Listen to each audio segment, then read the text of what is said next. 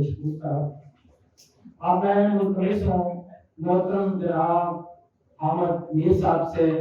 کہ وہ آئیں اور فلسطین ایشو کا اظہار خیال فرمائیں. میر صاحب. شکریہ جناب صاحب. بسم اللہ الرحمن الرحیم. جناب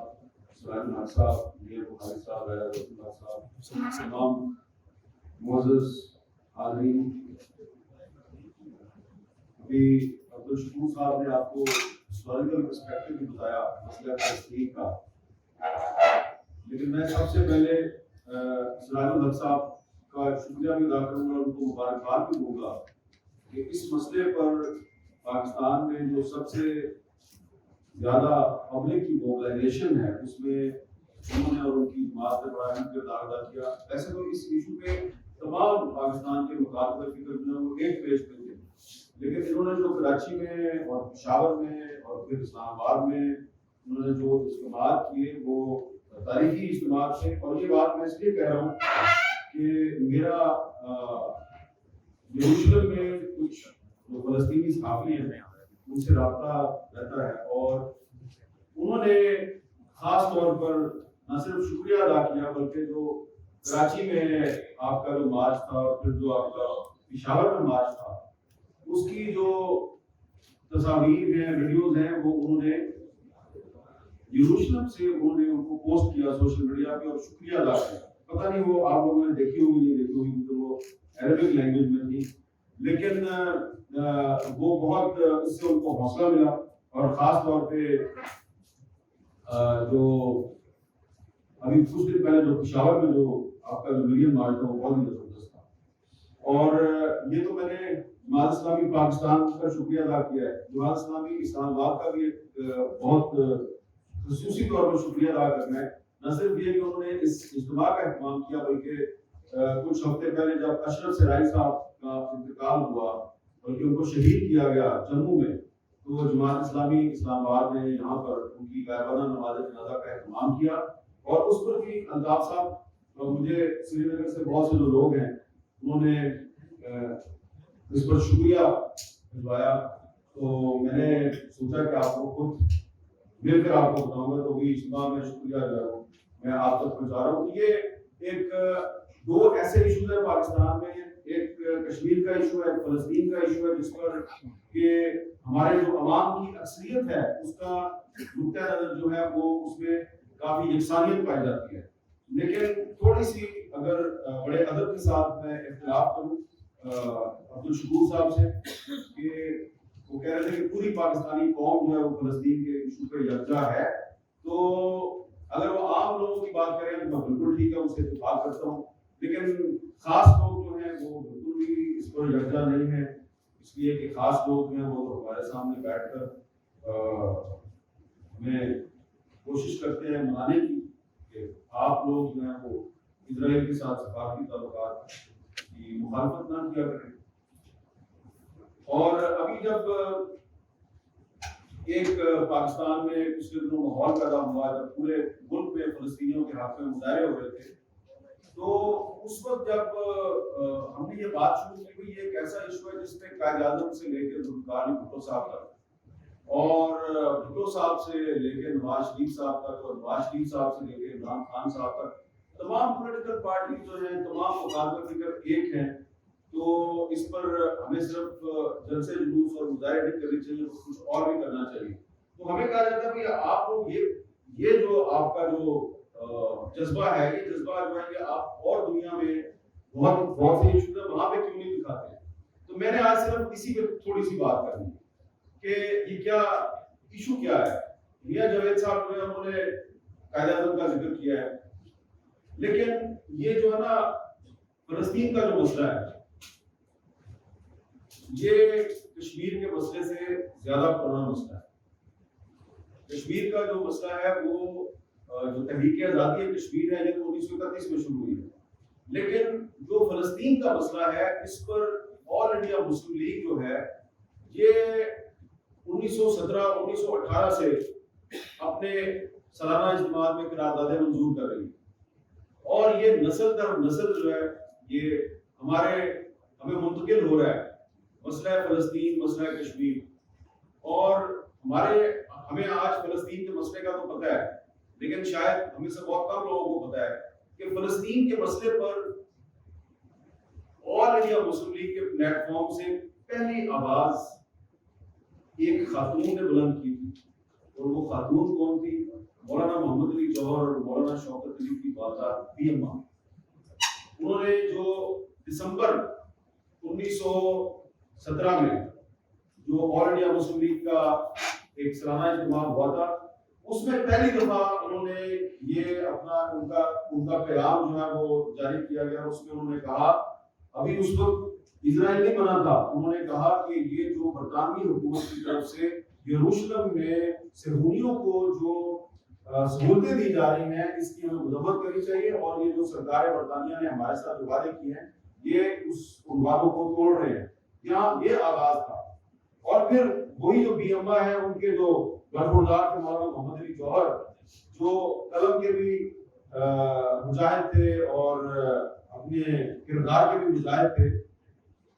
انہوں نے ایک تقریر کی تھی کراچی میں اس ایشو پہ، جس پر ان کو گرفتار کیا گیا تھا۔ اور پھر یہ جو مسئلہ ہے یہ بار بار جو ہے یہ مسلم لیگ اور قائد اعظم اٹھاتے رہے، اور جب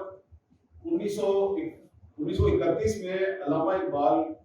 یروشلم گئے، مسجد اقصی میں انہوں نے 6-7 دن گزارے، تو وہاں پر ان کے میزبان تھے مفتی امین الحسینی صاحب، جو مفتی اعظم فلسطین تھے۔ اب آج ہم بھول چکے ہیں مفتی اعظم فلسطین مفتی امین الحسینی صاحب کو، یہ فلسطین کی تحریک مزاحمت کے بانی ہیں، اور ان کی جو قبر ہے وہ بیروت میں ہے، اور مجھے یہ اعزاز حاصل ہے، میں نے وہاں پر ان کی قبر پر فاتحہ خوانی کی، اور جب میں نے ان کی قبر پر فاتحہ خوانی کی اور ان کا جو کردار ہے اور ان کے بارے میں ڈیٹیلز جب میں نے تلاش کرنی شروع کی، تو مجھے یہ پتا چلا کہ مفتی امین الحسینی صاحب کا علامہ اقبال سے بھی تعلق تھا، ان کا قائد اعظم سے بھی تعلق تھا، اور بعد میں جب پاکستان بن گیا تو وہ چودھری غلام عباس صاحب جو ہمارے کشمیر کے ایک رہنما تھے، ان کے ساتھ لائن آف کنٹرول پر گئے، اور وہاں پر جا کے انہوں نے اس عزم کا اظہار کیا، ہم فلسطین کو بھی آزاد کروائیں گے، ہم کشمیر کو بھی آزاد کروائیں گے۔ یہ جو مفتی امین الحسینی صاحب ہیں، ان کی درخواست پر، ان کی تجویز پر علامہ اقبال وہاں پر گئے یروشلم، اور وہاں پر انہوں نے ہاتھ اٹھا کے اس عزم کا اظہار کیا کہ ہم اپنے مقامات مقدسہ کو آزاد کروائیں گے۔ اور پھر یہ مفتی صاحب کی خط و کتابت قائد اعظم سے مستقل طور پر رہتی تھی، اور مفتی صاحب کے درخواست پر مسلم لیگ نے سب سے پہلے 16 مئی 1930 کو ہندوستان میں یوم فلسطین منایا، اور اس کے بعد پھر ہر سال یوم فلسطین منایا جاتا تھا۔ اور 1938 ایک ایسا سال تھا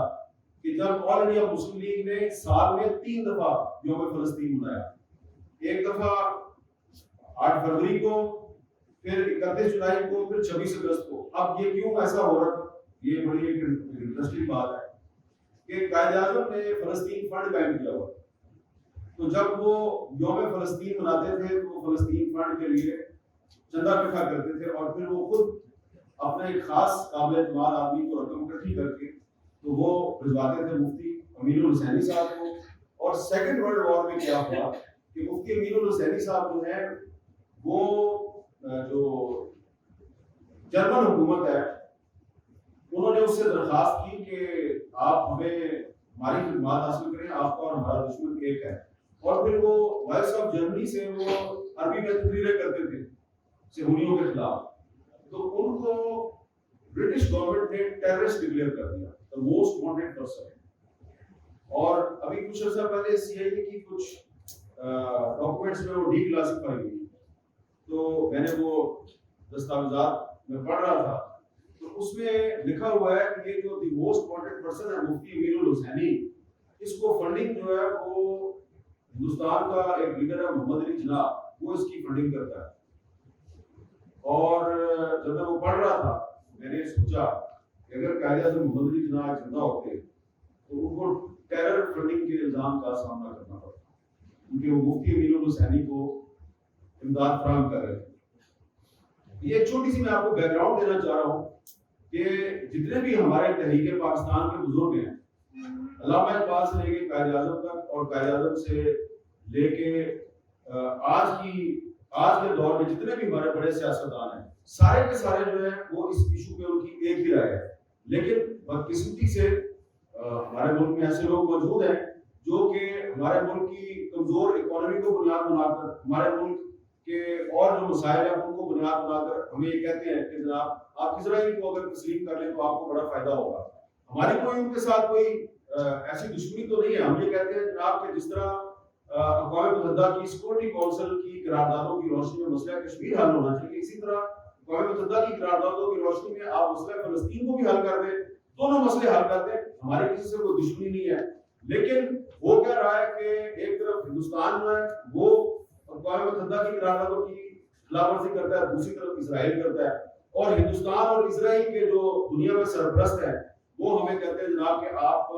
امن کے نام پر ان سے بھی مذاکرات کریں اور ان کو بھی تسلیم کر لیں. تو اگر ہم یہ کر لیں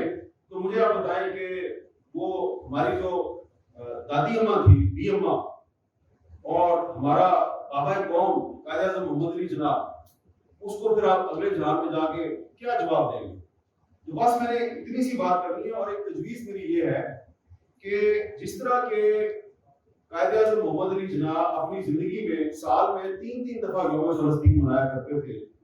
تو آج کے اس اجتماع میں میں ایک تجویز پیش کرتا ہوں. ہمارے بزرگ یہاں پر موجود ہیں، ظفر الحق صاحب بھی ہیں، جناب سراج الحق صاحب بھی ہیں، نیر بخاری صاحب بھی ہیں، اور بھی لوگ ہیں، کہ یہ آپس میں کنسلٹیشن کریں اور صلاح مشورے سے سال میں 1 دفعہ یوم فلسطین ضرور منایا کریں. جس طرح کہ قاضی حسین احمد صاحب نے ایک سلسلہ شروع کیا تھا، 5 فروری کو ہم نے یوم یکجہتی کشمیر منانا شروع کیا تھا. تو اسی طرح سال میں 1 دن جو ہے وہ ایسا رکھے کہ پوری قوم اس دن یوم یکجہتی فلسطین منایا کرے. اور یوم یکجہتی فلسطین اس لیے منایا کرے کہ جو فلسطین کی تحریک مزاحمت کے بانی تھے مفتی امین الحسینی صاحب، انہوں نے بانی پاکستان قائد اعظم کے ساتھ مل کر ہندوستان میں بار بار یوم فلسطین منایا. تو اگر ہم یوم کشمیر مناتے ہیں تو یوم فلسطین بھی منانا چاہیے. فلسطین اور کشمیر کا آپس میں بہت گہرا تعلق ہے. فلسطین کی تحریک مزاحمت کے بانی مفتی امین الحسینی صاحب نے لائن آف کنٹرول پر کھڑے ہو کر یہ دعا کی تھی اور اس عزم کا اظہار کیا تھا کہ ہم کشمیر کو آزاد کروائیں گے، کشمیریوں کے ساتھ ہیں. اور ہمارے جو شاعر مشرق علامہ اقبال ہیں، انہوں نے یروشلم میں مسجد اقصی میں کھڑے ہو کے کہا تھا کہ ہم مسلمانوں کے مقامات مقدسہ کو آزاد کروائیں گے. تو علامہ اقبال نے جو وعدہ اور جو عزم مسجد اقصی میں کھڑے ہو کے کیا تھا، ہمیں اس کا بھی پاس کرنا ہے. اور مفتی امین الحسینی صاحب نے لائن آف کنٹرول کے علاقے عباس پور میں کھڑے ہو کر جو وعدہ کیا تھا کہ ہم، اور جو عزم کیا تھا کہ ہم کشمیر کو آزاد کروائیں گے، ہمیں اس کو بھی یاد کرنا ہے. تو لہٰذا فلسطین اور کشمیر کا آپس میں بہت گہرا تعلق ہے، اس کو یاد رکھنا چاہیے. میری درخواست ہے کہ یوم فلسطین منانے کے لیے آپ لوگ اس کوئی ایک دن جو ہے اس کا فیصلہ کرنے اور اس کا احترام کریں. بہت بہت شکریہ.